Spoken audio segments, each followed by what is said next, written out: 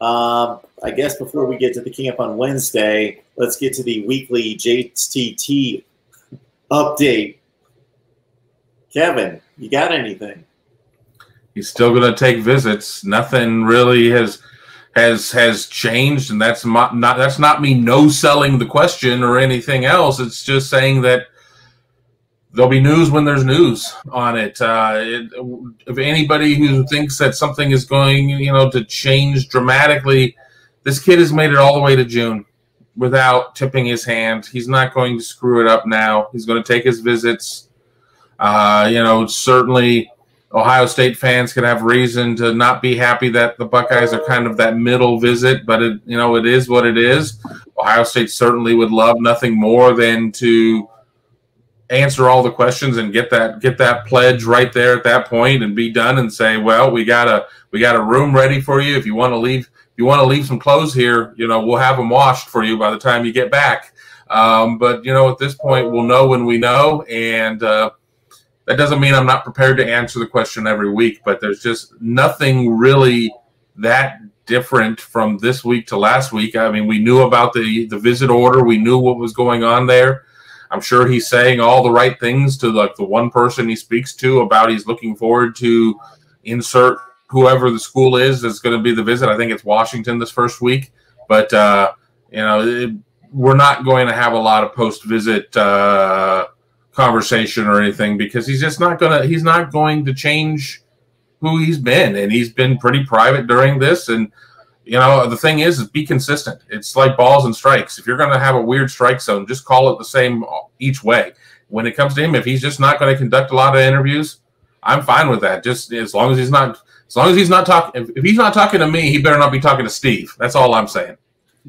Well, if he talks to me, it'd be the first time. We've got a guy on the West Coast, Brandon Huffman, who's been all over his recruitment. And, the dates that are resonating right now, and I'm just reading them out of our database, Washington, June 4th, which is this weekend, to Washington, which is basically his hometown school.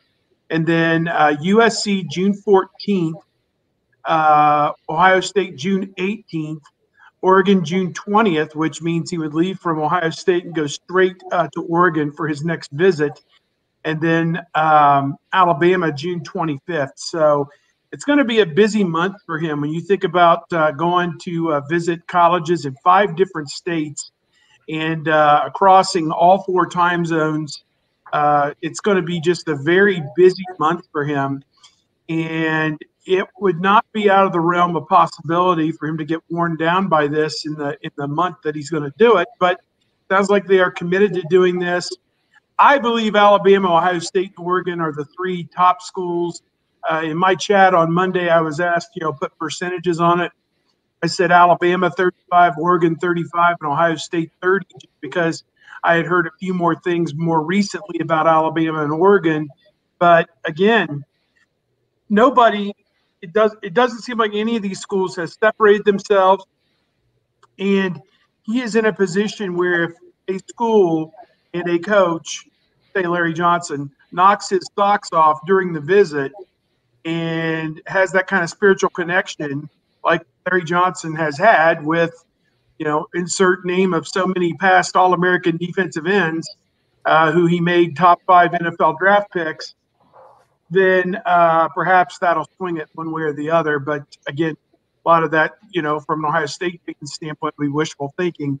I think you just go through this process and be there to answer questions, continue the contact with him throughout all the visits, however that's being conducted, however the family wants it to be conducted, and just show him the greatest time you can show him when he's on campus and give him all the information he needs to make an informed decision. And he would be a different this year, next year, whenever he arrives, and just kind of go from there. That's all you can do.